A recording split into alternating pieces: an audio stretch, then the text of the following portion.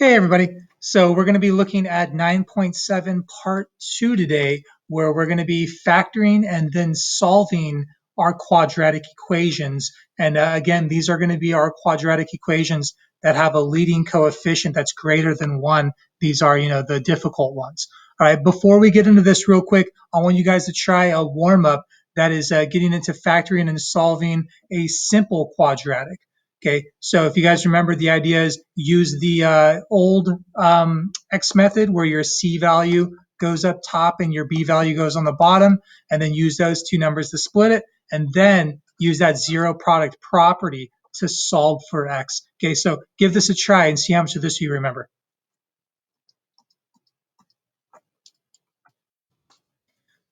Okay, so on this problem here, our C value is 21, our B value is a negative 10. Okay, two numbers that multiply to get 21, combine to get negative 10. I'm thinking 3 times 7 gives me that 21, but when I combine them, I don't get a negative. All right, so I'm thinking, okay, maybe they both need to be negative, right? Negative times a negative is a positive 21, combines to get a negative 10. Okay, so there are my two numbers. That is really the majority of the work. From here, remember, we can just use these to write this as two binomials. Okay, so it's going to be an x minus 3 times an x minus 7, and they're set equal to 0. So now from here, we can use the zero product property to solve. All right, and basically, if you guys remember, when two things are being multiplied together and they're equal to 0, it means one of them must equal 0. Either x minus 3 equals 0 or x minus 7 equals 0. Okay, from here, solving really simple. Add 3, x equals 3. Over here, add 7, x equals 7. Okay, so either x equals 3 or x equals 7. Those are our two possible answers. Okay, today we're going to be doing the same process, but we're not going to be factoring the simple trinomials. We're going to be factoring the weird ones that require what I call the split method. Okay, today I'm changing it from 3 steps to 4 steps. You don't necessarily need to write these 3 steps out because they are the exact same steps you guys got in the last lesson. If you just want to get those notes out, if you want to refer back to these, but we do have a new 4th step, which is solving. Okay, setting the binomials equal to 0 using the zero product property. All right, so you can get this if you just want to add this to your notes from the last section. That's fine. If you want to recopy it, it's your call. Okay, but yeah, let's go ahead and do it. So on this first example, solve the equation. All right, we have a trinomial set equal to 0. It has a leading coefficient greater than 1. So I know this is potentially going to be one of my weirder ones. The first thing, what I always suggest checking is seeing, is there a like term that I can take out of all 3 of these terms? Is there a number I can take out of a 2, a 7, and a negative 15? Okay, and the answer is no.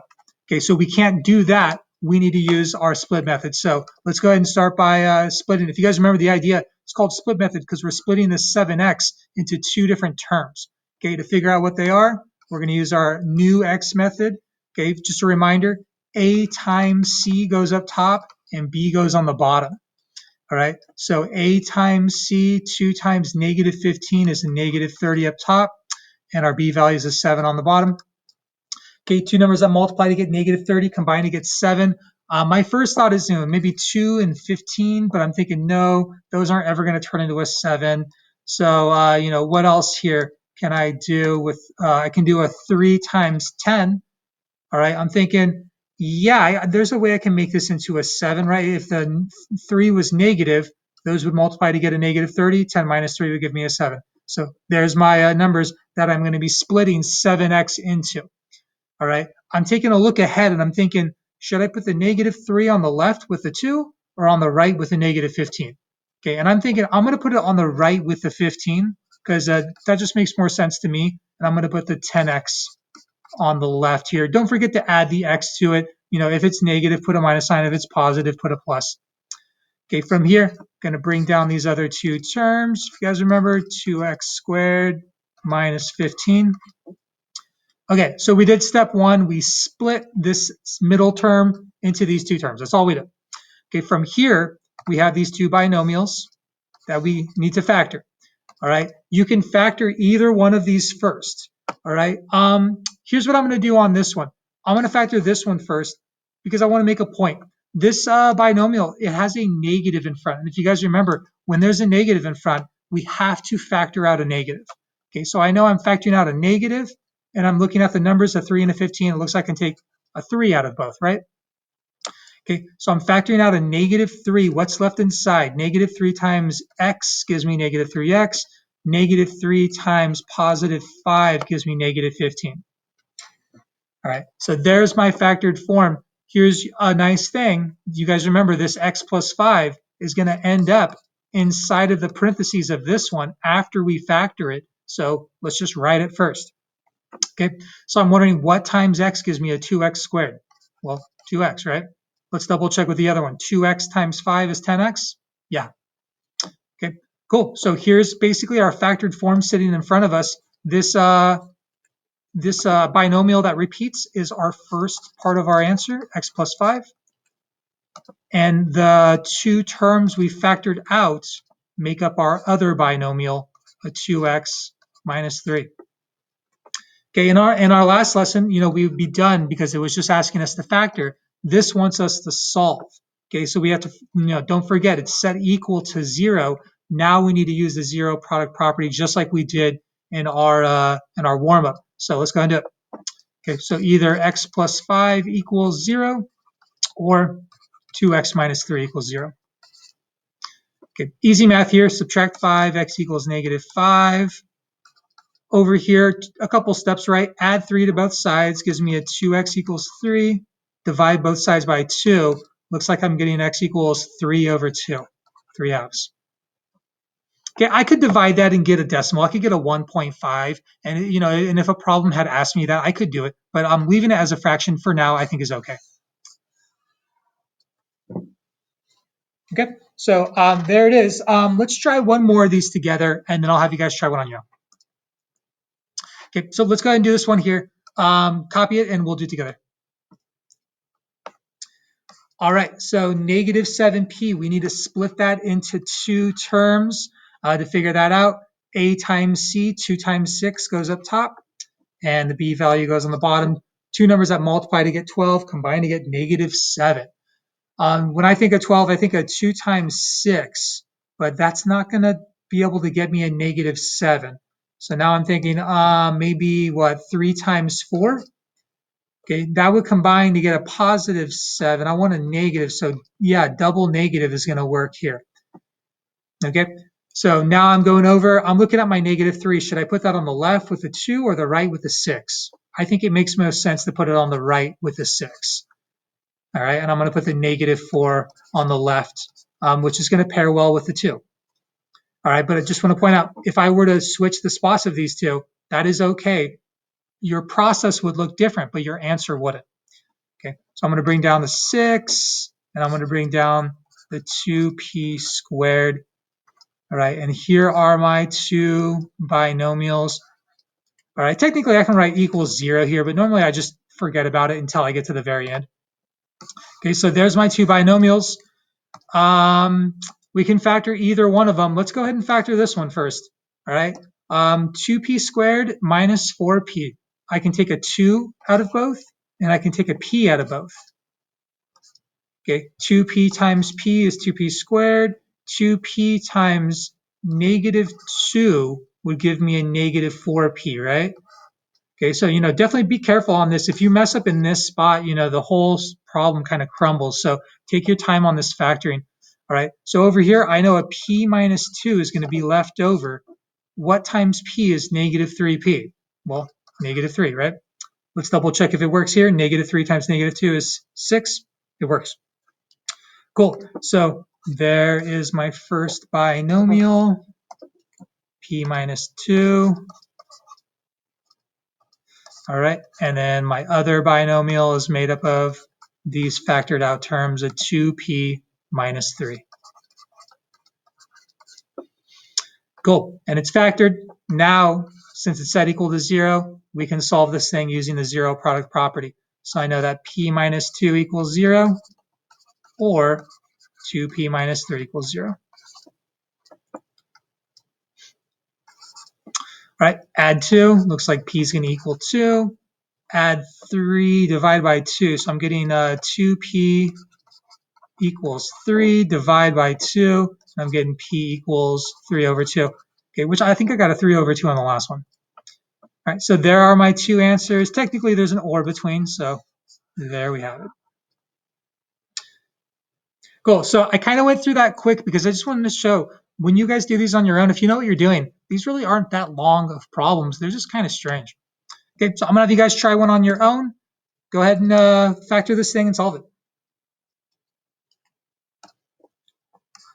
Okay, so splitting that 6x into the two terms, a times c goes up top, b value goes on the bottom, two numbers that multiply to get 8 combine to get 6.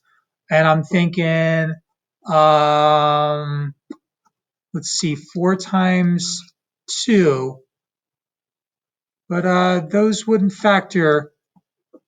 Well, actually, no, it is 4 times 2. What am I doing? I'm like overthinking this. Yeah, 4 and 2, that works. That combines to get an 8, or it multiplies to get an 8, combines to get a 6. There we go. Okay, over here. I'm wondering, should I put the 4 on the left or should I put the 2 on the left? Really, I think it doesn't matter. A 4 and a 2 pair well with an 8. I don't think it really matters on this. I'm going to put the 2 on the left just because. So 2x, and I'll put the 4 on the right. If you did it the other way, we should get the same answer. Okay, they're positive, put those pluses. Bring down the plus 1, bring down the 8x squared. All right, so there are my binomials. All right, just for the sake of it, I'm going to factor this one first.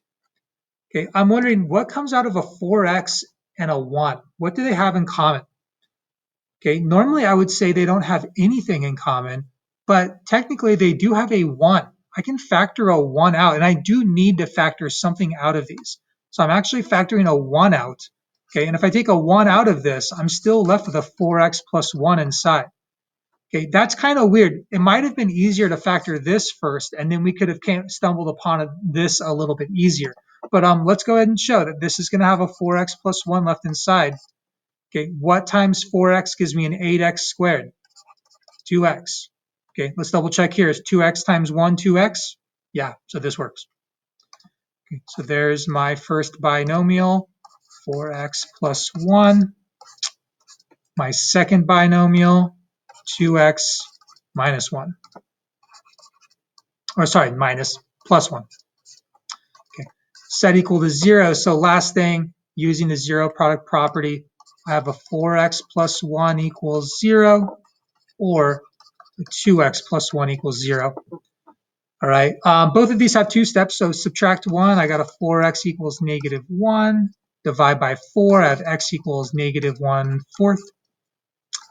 Over here, basically the same thing, but with a 2, right? Subtract 1, and we get 2x equals negative 1. Divide by 2, x equals negative 1/2. So there. Cool. So hopefully after all of this, and by the way, this is the last section in chapter 9. We're done with factoring. You're probably thinking, thank God. Yeah, this is as weird as it gets as far as this class is concerned, but hopefully you feel a little bit more comfortable factoring these polynomials if you didn't feel so comfortable in the past. Okay, we're not quite done. Real quick, this is going to be a quick one because you'll see why. I have one more example I want to look at.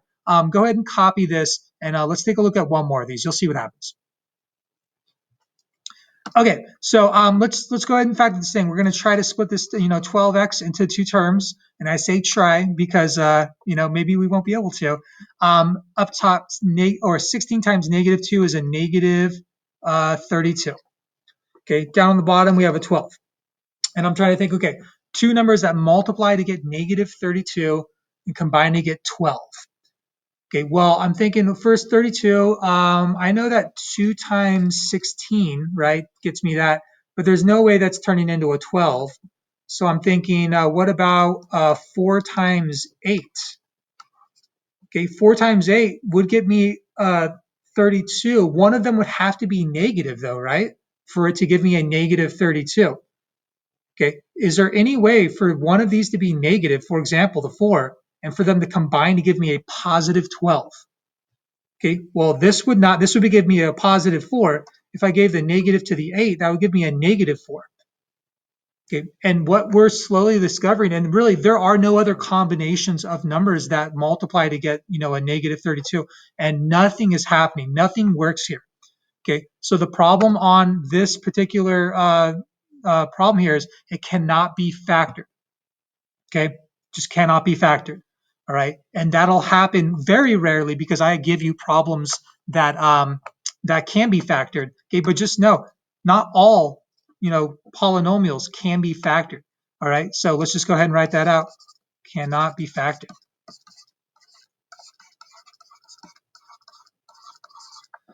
All right, and then if you wanted in your notes, just to point out, doesn't work. Okay, like these numbers here and here. Okay, so just something good to know. Do not assume when you get to a problem that's tough that it just cannot be factored. Almost 100% of the time on these, I'm going to be giving you problems that can be factored, though I might slip in one of these. Who knows? Okay, I'll see you guys.